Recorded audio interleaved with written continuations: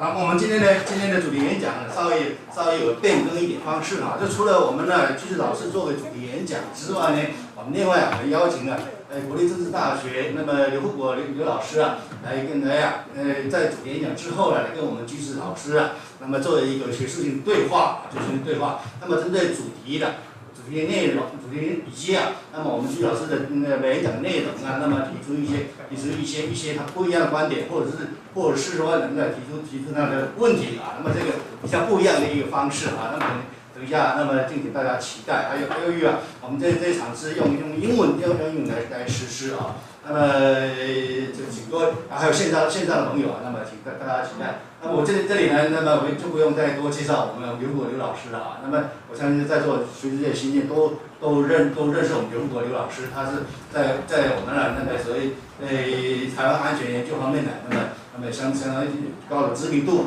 好，那么我们的Q 先生，Q 先生，申し訳ない時間をくれてしまいました。これからよろしくお願いします。はい、どうぞ。Good morning. My name is Kikuchi. I'm speaking from Tokyo. ちょっと音がおかしい。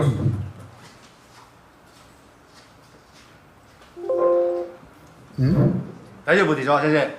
音が聞こえますよ。大丈夫。いや、こちらがちょっと、今度 OK。So, good morning. My name is Kikuchi. I'm speaking from Tokyo.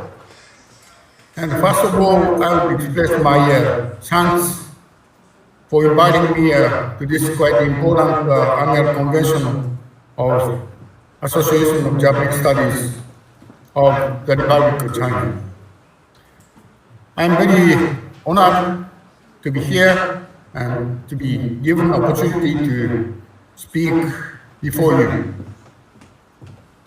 I would like to express especially a special thanks for the people of the Taiwan National Normal University, and especially Professor Lin Shensen, and of the head of the East Asian Department of National Taiwan Normal Universities for organizing this annual conventions. Professor Lin and I studied together in Tokyo for many years, and Professor Lin published many excellent articles on Japanese foreign policy and security policies. Also today, Dr. Liu Fukuo joined us, and Dr. Liu Fukuo of National Chancellor University and I have been working for a long time in the Forum of Asia-Pacific Security Cooperations. So I also learned very much from Dr. Liu Fukuo's deep knowledge and insight on Asian securities. So having said so, I move to my presentations. So I share my file with you. Just a moment.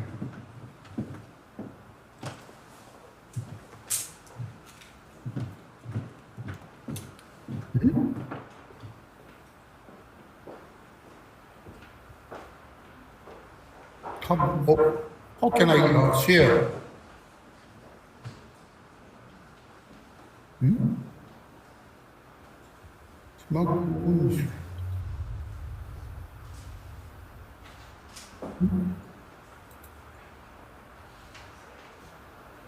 Oh, just a moment. Lisa, how can I upload my file?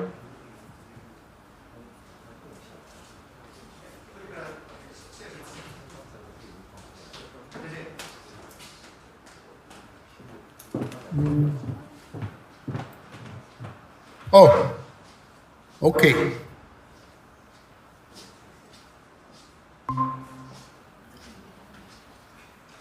Can you see this file? Okay. リーさん OK? いや、今 OK です。はい、OK。はい、OK です。Okay, so today I was asked to speak on the Japan's policy toward the Asia Pacific. And I tentatively titled Japan Strategic Visions for the Indo-Pacific. The outline to today's presentations, first, I would mention the background of Japan's Indo-Pacific visions. So Japan now promoting so-called free and open Indo-Pacific for it. And then I talk about the three pillars of Japan's Indo-Pacific engagement. First, keeping U.S. engagement. The second, Japan's moving southward in search of new alignment with the countries and the institutions there. And finally, to engage with China, managing tension with China. We need to stand up to China, simultaneously get along with China. Then move to our final remarks. The first background of Japan's Indo-Pacific visions. So we have a deep concern about the rule-based regional orders. So Japan, as an initiator of promoting the concept of free and open Indo-Pacific since the early 2015-16, since the Abe administration launched this idea. And the current Kishida administrations just inaugurated, also inherits Abe's foreign policies on Indo-Pacific. So Japan's fourth visions flows from Japan's strategic worldview. So Japan, we have a strong feeling that we have benefited from the rule-based orders, which consist of such principles, transparency, openness, high quality of rules for economic interactions, and prevention of coercive actions against other states, and so forth. But, however, these regional orders that have been provided the basic foundation for regional peace and stability for last several decades, now in flux. So major powers' unilateral, assertive, and coercive behavior against international rules and norms.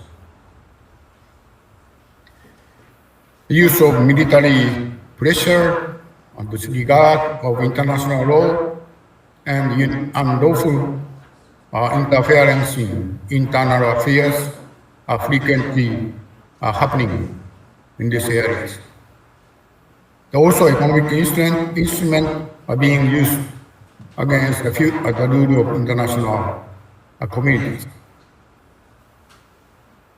In Japan, we have deep sense of uncertainty and concern about the future of this regional order.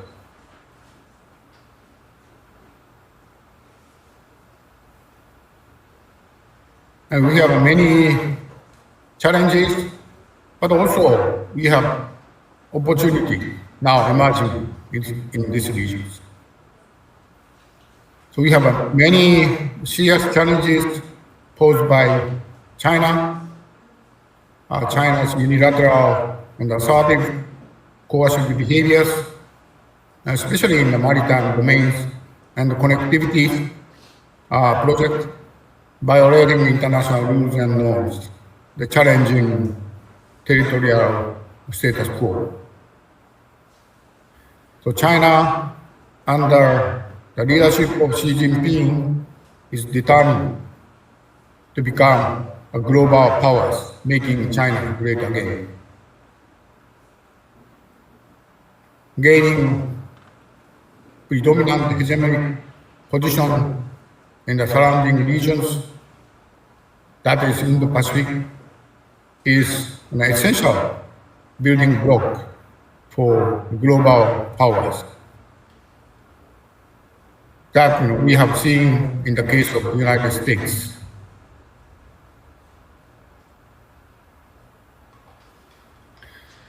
So there are so many disturbances caused by China, so South China Sea, the tensions arising over territorial boundaries and also maritime interests, also global rules of freedom of navigation. So we have internationally endorsed rules defining interactions on the sea, such as the United Nations Convention of the Law of Sea, UNCLOS. So this UNCLOS defines the rights and obligations regarding sea and provide international rules for dispute settlement.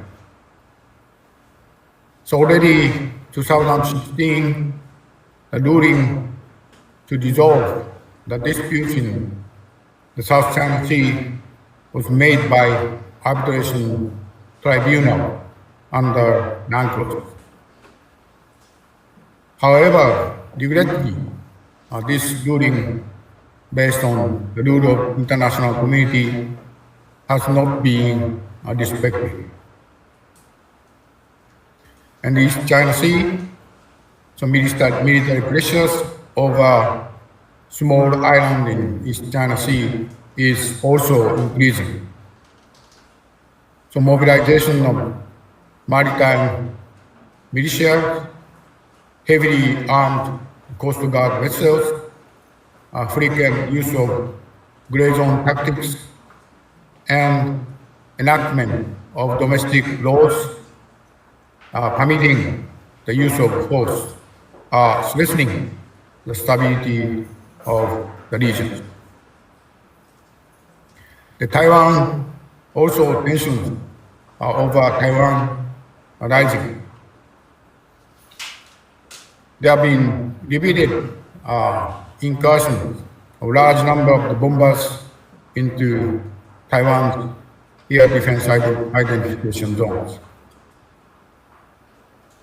And the military conflict in the Himalayas also happened. And especially between the China and India, a deadly clash in the decade erupted last years along the disputed borders between two countries in the Himalayas. And last year's conflict resulted in the first large number of deaths in 40 years. The talks to stabilize the situation are now going on between two countries, but I'm not yet have yet to return to stable relation, not yet dissolved. So undersea military competition or military advancement are also now getting more serious. China has been advancing the capability to launch the missile from the submarines. It's also possible the more countries will seek to acquire nuclear-powered submarines in the future. So today we need the arms So we are now seeing that serious arms race under the sea is happening. This could have a major impact on regional balance of powers. And the missile gap also now are widening. So we need new deployment of missiles and also arms reduction talks. China has been developing a large number of medium-range ballistic missiles that are capable of hitting the neighboring countries. This has resulted in a serious missile gap in the Western Pacific. The challenges for the US and its allies and partners is to balance its missile arsenal with China's by deploying a medium-range missile along the First Island chain, and to draw China into negotiation for missile reduction. So we also the challenges posed by the United States. So we are very concerned the increasing uncertainty of U.S. engagement with the Indo-Pacific. The willingness of ability of the United States to continue underwriting the rules and norms embedded in the existing liberal rule-based orders are increasingly in doubt. America's goodwill and tolerance toward the international community has weakened and appear to have changed from crude America First policy of the Trump administration to more sophisticated America First policy of the current Biden administration. Also, we have a deep concern about the future of U.S.-China relations. We have a concern by being the bilateral relations are entangled into Cold War types of confrontation between two countries. On the other hand, we have some concern about the future emergence of U.S.-China rapprochement, so-called G2, at the price of regional countries. That happened in the early 1970s at the time of rapprochement between US and China under Nixon administration. But we have the new opportunities. Now we are seeing many new stakeholders who are committed to the rule-based orders. India is emerging a leading regional powers, actively pursuing so-called Act East policies, engaging with East and Southeast Asia to sustain rule-based orders. And small and medium-sized countries in the Indo-Pacific are more embracing open and rule-based orders. So they are seeking more independence, autonomy, and not bound in the power politics among major powers. They have agencies to navigate in the great competition between major powers. So I think they could have a substantial impact on the future regional order of the Indo-Pacific. So we need to think beyond US-China relations. And three pillars are Japan's Indo-Pacific engagement. We have three key dimensions of Indo-Pacific engagement. Of course, this is my interpretation, not the official governmental positions. So first one is to keep US engaged in the regions. This is a critical, important pillars of Japan's Indo-Pacific policies. And second one is moving southward to construct a network of new alignment bilaterally, trilaterally, or quadrilaterally with the regional countries and institutions.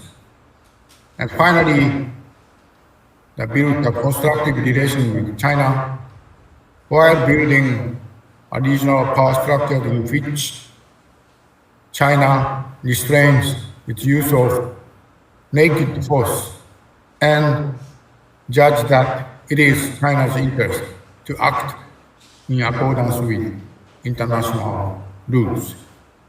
So we need to shape such an international structure through the cooperation with allies and partners. So first is keep the US engagement in the regions, also strengthening the alliance with the United States. So United States is indispensable player for Japan's forward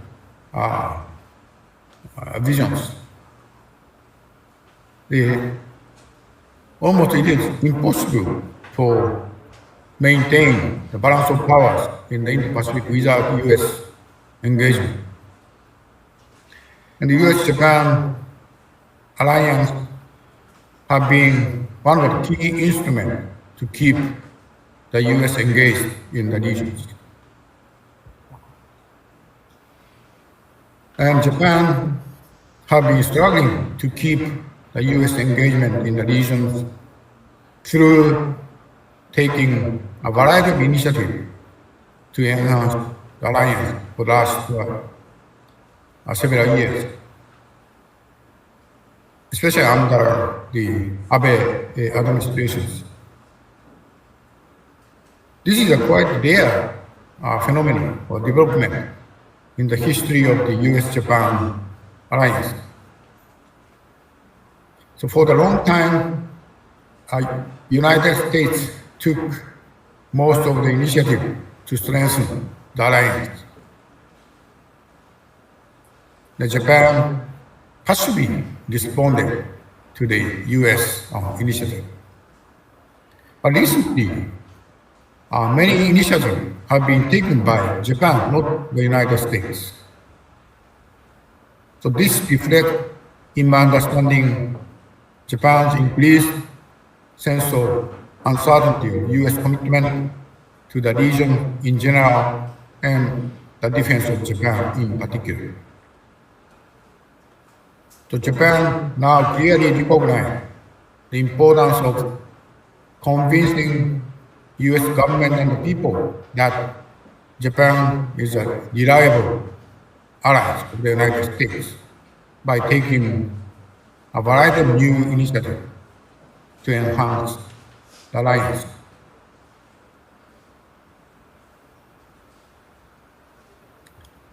Why did Japan take such an initiative? So as I mentioned, now today Japan's threat perception is the highest since the end of the World War II. Now, immediate our security concern is not the attack against metropolitan Tokyo or Osaka, such a big cities. Our immediate concern is a threat to Japan's southwestern island, especially over Senkaku Island. And initially, we responded the future some conflict over the Senkaku by enhancing law enforcement agencies, especially strengthening the capacity of the Japan's Coast Guard. But recently, China changed its approach to the Senkaku island issues, taking a variety of gray zone tactics, introducing armed fishermen, armed militia, heavily armed Coast Guard vessels, and also some introducing new domestic law. So accordingly, Japan's response are changing. So we have been strengthening our deterrence, our capabilities by linking the issues with self-defense forces. So linking the Japan's capabilities by introducing the possible role of the defense forces. And also, Japan responded China's new tactics by demonstrating the possible involvement of self-defense forces with U.S. forces.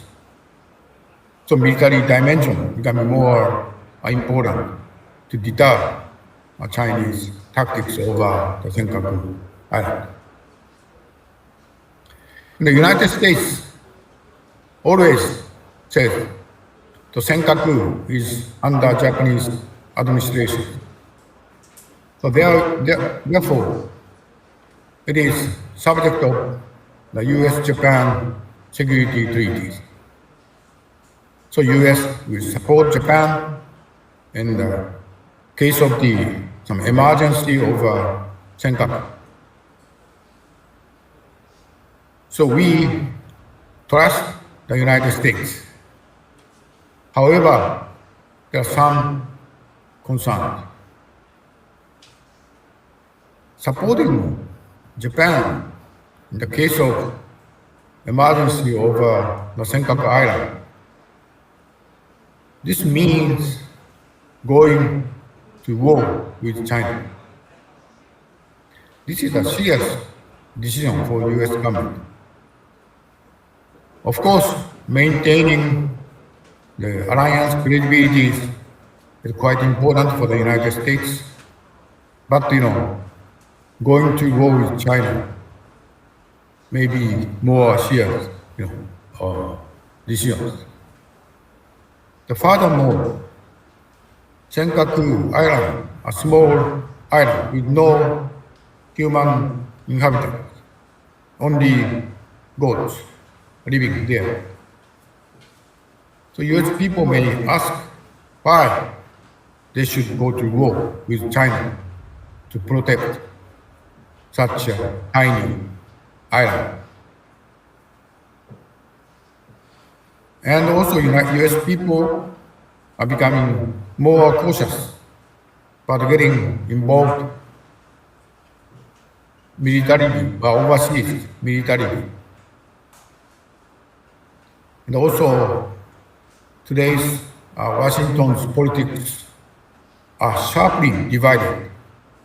So this US divided politics may prevent US government from making decisions once some military incident happen over the Senkaku Island.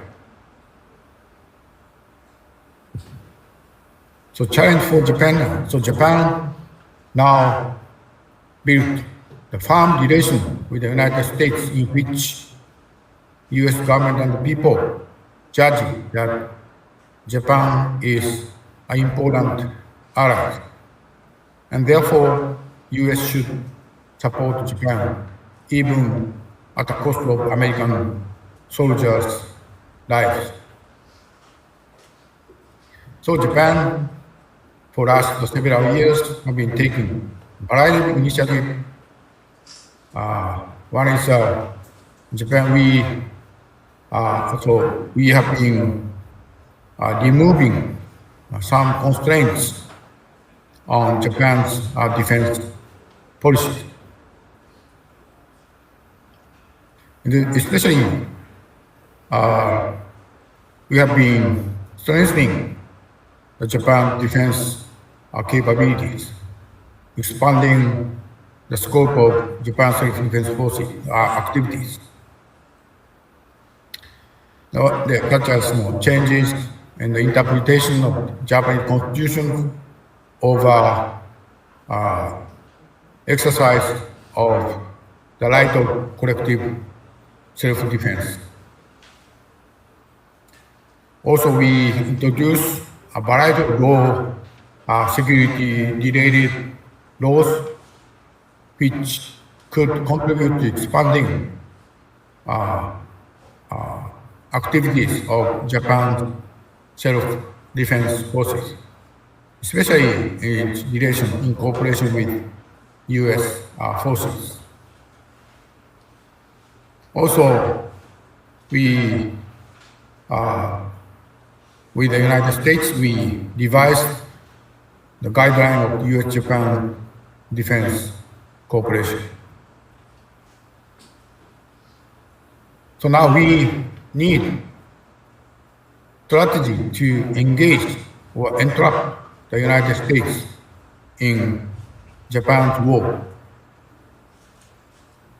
Probably now is the first time since the end of the World War II that Japan itself are taking an initiative to enhance the alliance with the United States, recognizing the importance of gaining trust of the U.S.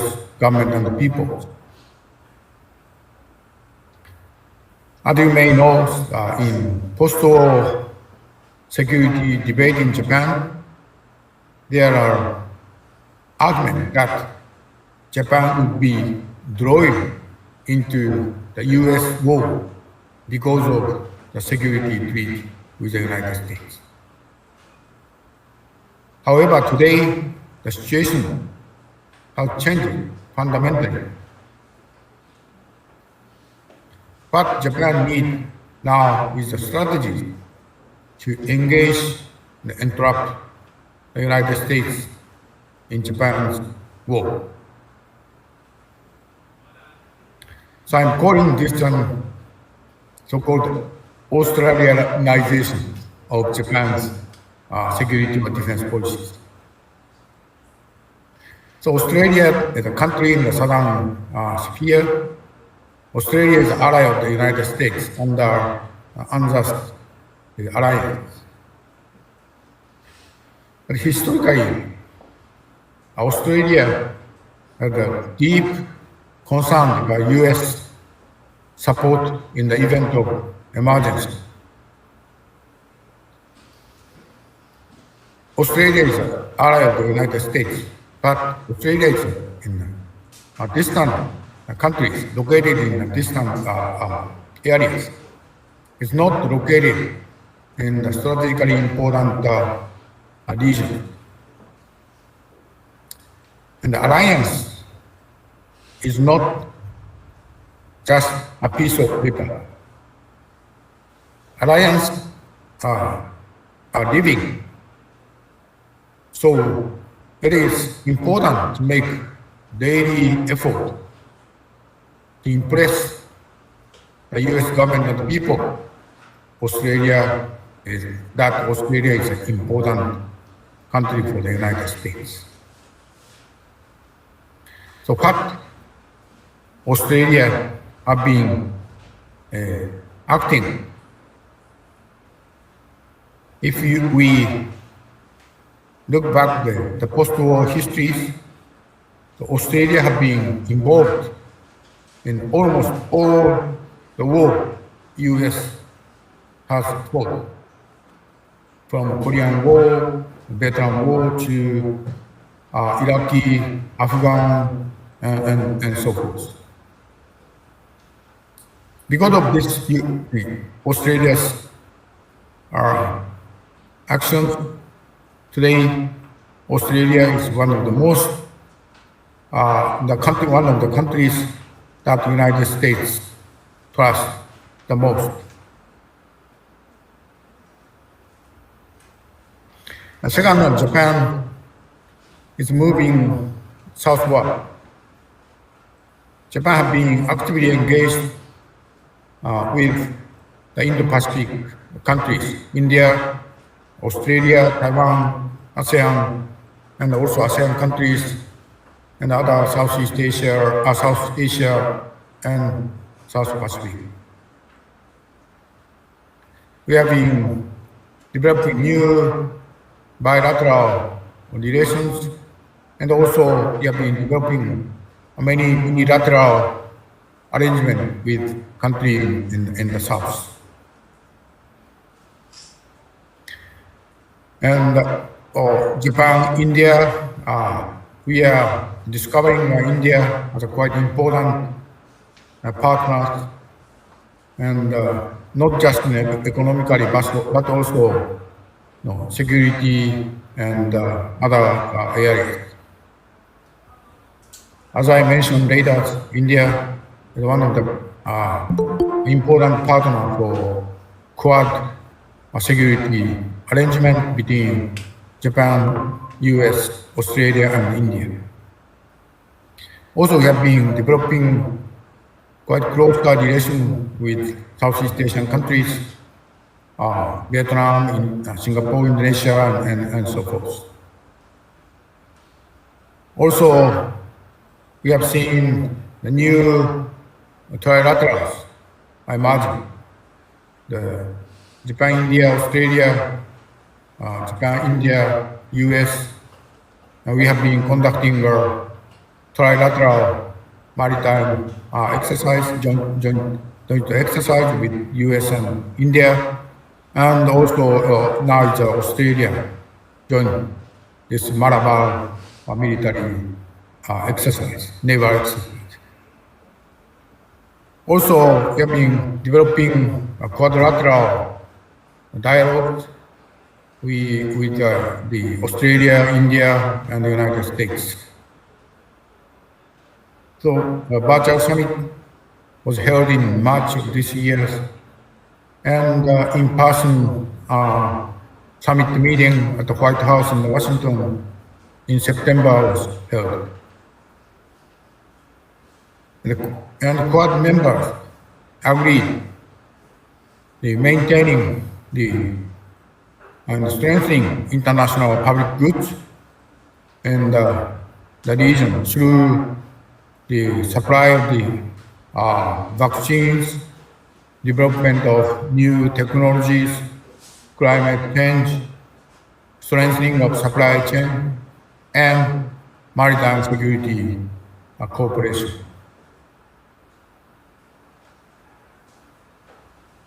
And the Quad is not a single regional institution among 4 countries. Quad is a multi-layered regional institution with unique organizational structure that encompasses a variety of forms of cooperation. So there are a variety of bilateral, trilateral, and quadrilateral cooperation mechanisms among the 4 Quad countries. So US, Japan, India, Japan, Australia, India, and so forth. And we have been developing Quad Plus arrangement, the cooperation program between Quad members and non-Quad member countries. This is also underway. So Quad has a huge potential to become one of the most important architecture for interconnecting bilateral, trilateral, and quadrilateral, and other form of cooperation emerging in the Indo-Pacific and contributing to peace and development in the region. Also, now we have seen some weakening of multilateral arrangement, especially multilateral arrangement centered around the ASEAN. Now we are still putting the priority of developing multilateral arrangement in the Indo-Pacific. If you look back the Japan's diplomatic histories, you can find that Japan has been deeply involved in projects of economic cooperation in the Asia-Pacific since the 1970s.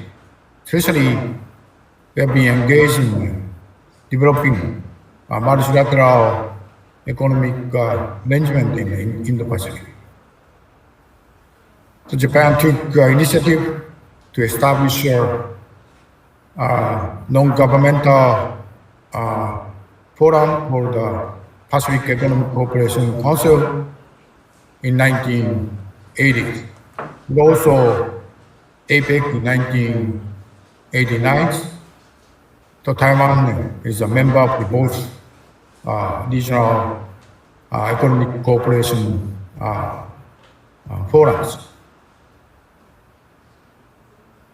And also Japan has been strongly committed to APEC goal of transforming the Indo-Pacific into free and open economic region, so-called FTAP idea. Oh, sorry, this is,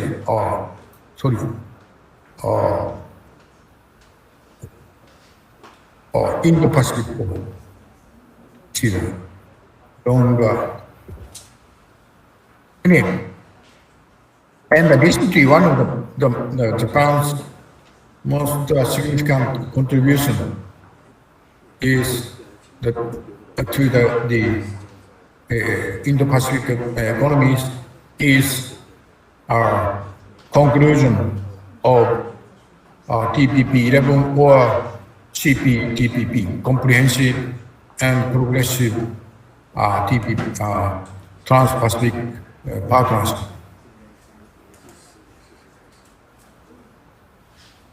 The TPP originally, TPP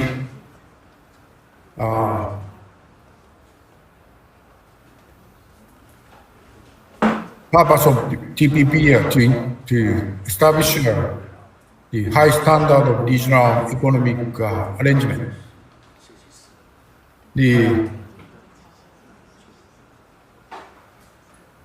But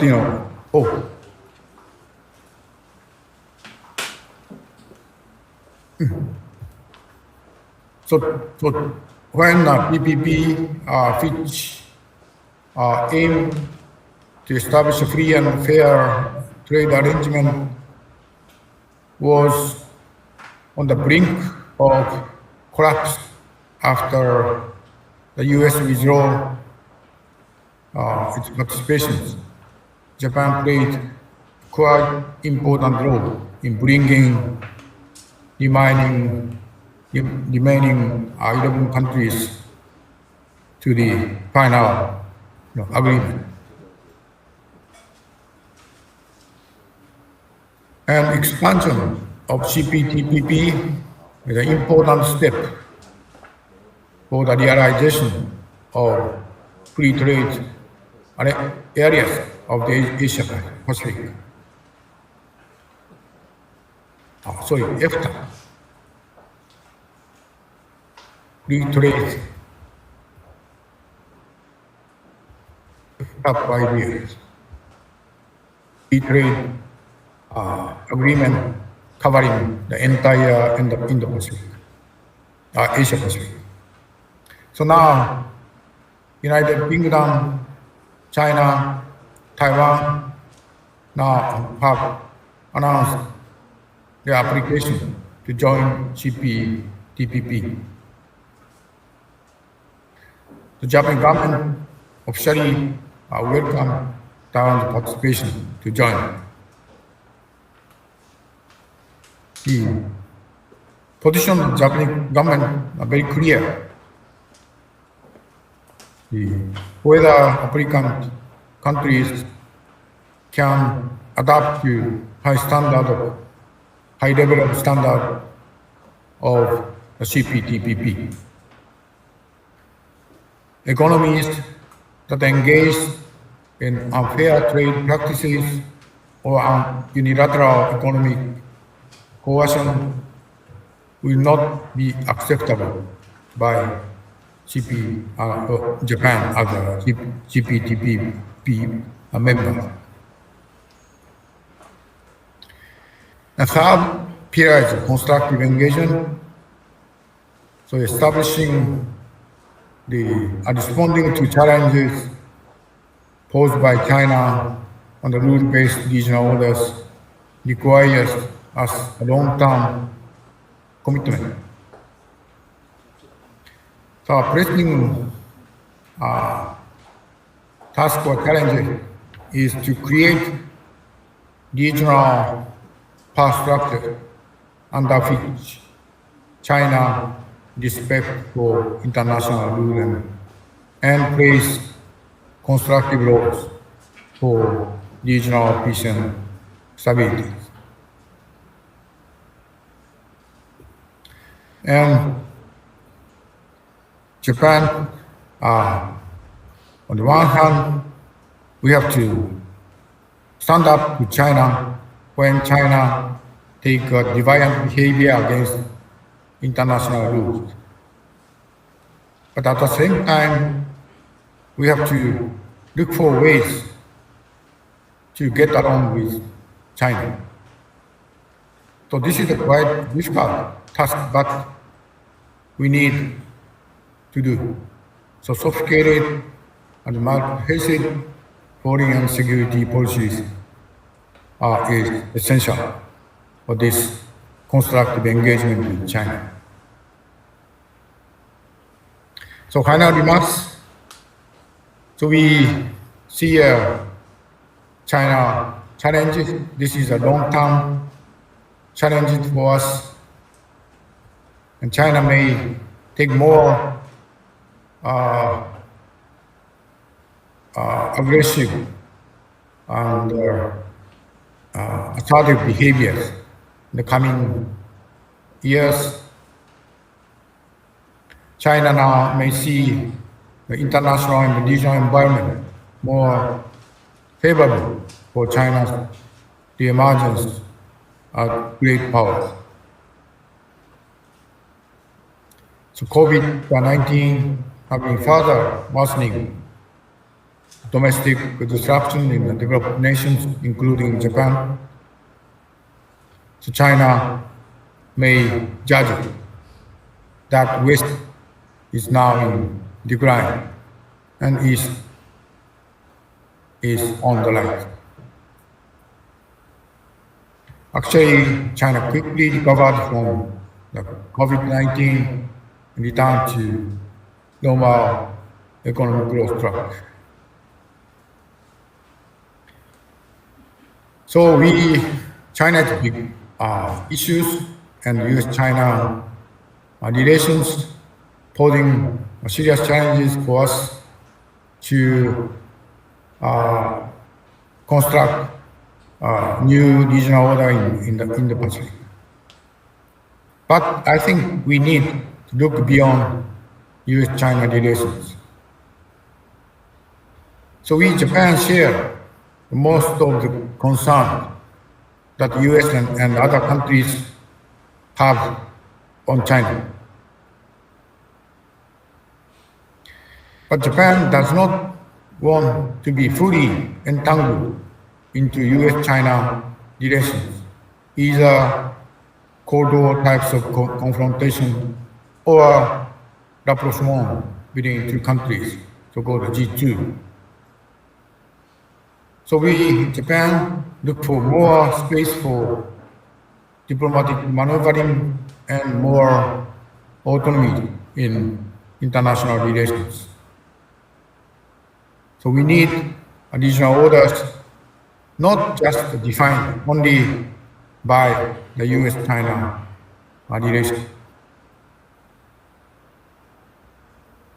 So Indo-Pacific is more than US and China. So Indo-Pacific is not just a battleground of two big powers, but a playground for other countries to play the constructive roles to sustain and enhance the rule-based regional orders.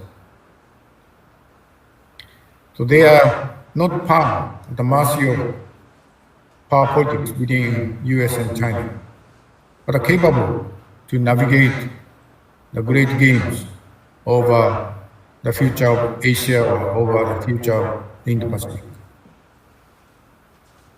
So I'm thinking now is the time to step away from long-standing and old-fashioned assumption or preoccupation that only big powers can define the regional order. The facts of regional orders we are seeing today may give an opportunity for us to construct multipolar rule-based orders, not just defined by US-China relations, and increase involvement of European countries such as UK, France, Germany, and also EU itself. EU recently adopted its Indo-Pacific strategies. So those involvement of those European countries and institutions in the Pacific may contribute to making Indo-Pacific more multipolar. Okay, so I already spoken nearly 45 more than that, so I would stop here. Thank you very much for your attention. Thank you. ということで、素晴らしいお話を聞かせていただきありがとうございました。それでは、劉先生お願いしたいと思います。劉老师，请。我要站在什么地方？这边，这样他看得到我。这看不到。然后站着就把镜头移开，镜头这么短。好，看预条。我在哪里讲？还是老师来这边呢？可能稍微一下。对。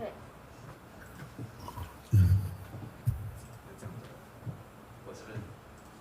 你在跟我讲要站什么地方？那个对方可能看不到我。对。大家早安。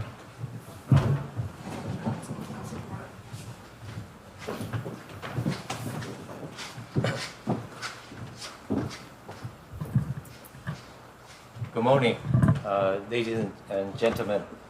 This is really a great honor. I think from very beginning, we start with English, not Japanese or Chinese. I think it's rather different. But I think since we are very much lagging behind the original schedule, and also Professor Kikuchi, a long-time friend of Taiwan, and also leading expert in Japan in with regard to Asia-Pacific security. I personally learned a lot from him, and I think he has already shared his very profound thinking of the latest development in the region. And I apologize, I just received a note from the organizer.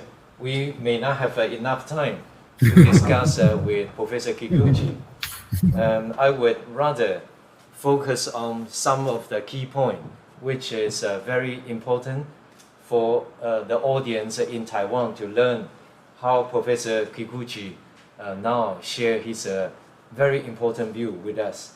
And since he has already covered tremendously how China now developed in the region, because we have understood China is now emerging with its much more aggressive effort in the global context. Japan, Taiwan, ASEAN countries all face such a difficult challenge. But even if some people may not like China, you have to live with China. So this is a strong message we have to learn from Professor Kikuchi's broad recommendation and his analysis, because what he said is starting from China's aggressive behavior, but you have to live with China.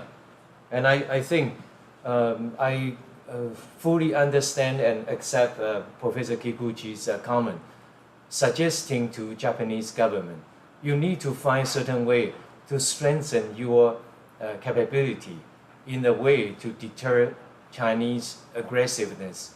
But at the same time, he also recommends Japanese government to get along or work with China in certain issues. So this also sends out very strong message to all of us. You cannot just simply fighting against China, because immediately the war is coming toward us. And we don't have formal diplomatic relations with many countries in Asia. So this is number one point I want to elaborate briefly from Professor Kikuchi's key point. And he also mentioned, I think perhaps gathering onto such an important point. China today is sitting at an important global supply chain. Japan, Taiwan are aligning, connecting with this important supply chain. So Professor Kikuchi, aiding on his previous presentation, today he also suggested such an important perspective, which I think we all would have to learn. And the second point, reflecting to his strong point here, he's recommend that today everyone in the world, before you can touch upon any long-term development, you really need to think how you might be able to be affected by US-China strategic competition. But his point is, what else beyond the US-China competition? So this is a very important point. I appreciate Professor Kikuchi already touched upon such things. You cannot always live under the shadow of a US-China competition. You really need to go beyond. Actually, beyond the US and China, there are still so many things to do. So this strong message, I originally prepared more than 10 questions for Professor Kikuchi, but I'm afraid that we may not have enough time to go over back and forth. But really, related to US-China relations, and the key message is we need to find something beyond this framework so that we can do much more than what we can see. And I think Professor Kikuchi also suggested that Japan should look for more space in the international community. So perhaps I would only toss one question to Professor Kikuchi, if there would be time for him to respond. And the serious question is how now most of the country living in between the United States and China, how we might be able to survive ourselves and grow from under such a pressure. So this key message is important, but my question is how we might be able to do that from Japanese perspective. So this is very important. And Kikuchi-san also mentioned Japan needs to almost develop a regional architecture, not simply defined only by the US and China. And I see, as he has already made it so clearly, CPTPP is one of the examples. Japan currently is leading such a regional architecture. But what about the connection with Taiwan, with ASEAN country? So this may be another serious question for Professor Kikuchi.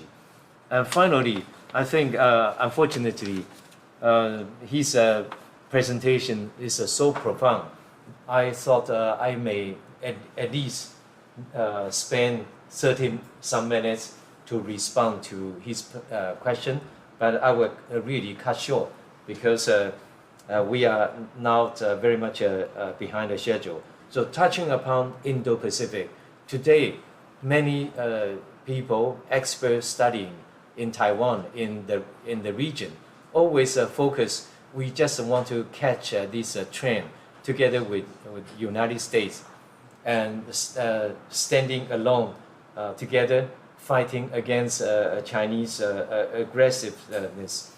But I like the wordings Professor Kikuchi used. Indo-Pacific is not just a battleground by US and China. It should be considered as a playground for many, because leaving the United States and China, there are actually, as I repeated, so much to do.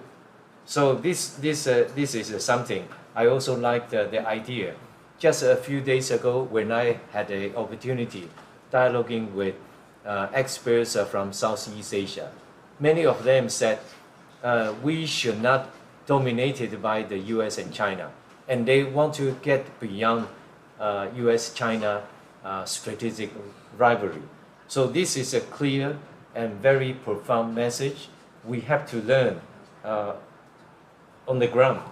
But I think finally, let me perhaps, such a short period of time, let me perhaps as a way, not asking further question to Professor Kikuchi, I think I will appreciate his further elaboration, because today in such an occasion, I really hope Professor Kikuchi can be with us today. His talk covered very profound development in the region, and as I mentioned, I personally learned so much from him over the past 20-some years when we both work in the Asia-Pacific Security Dialogue Cooperation, and really as a strong symbol, Japan is helping Taiwan, connecting with Taiwan. And I think he also mentioned one of the things structurally in the Indo-Pacific, many things are changing except US-China. Many others, as he pointed out, Quad plus, 4 countries plus, so which Taiwan, ASEAN countries are now trying to catching up with such an idea. And even countries far away, European countries, are now coming to the region. So there are obviously important strategic interests to be learned, to be developed. And I think European Union already identified Indo-Pacific with strong economic interests, with strong demographic and political weight here.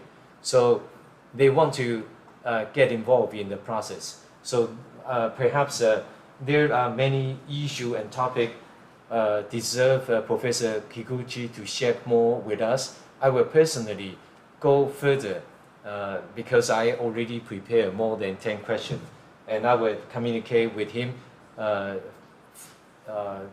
in private occasion. I don't want to stay too long because we have already left 30 minutes behind.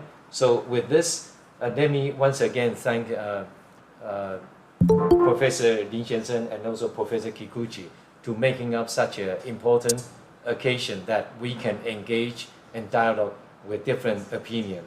But all in all, his important view deserve us to go into details. But of course, Japanese perspective share much of our national interest, even if fundamentally we may still have some differences. but I should say we share strategic interests with our Japanese friend.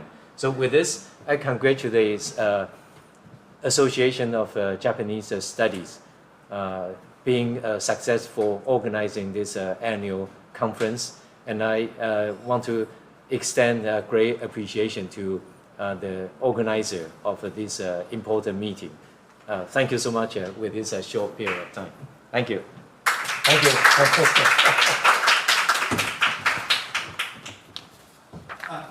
先生，因为先生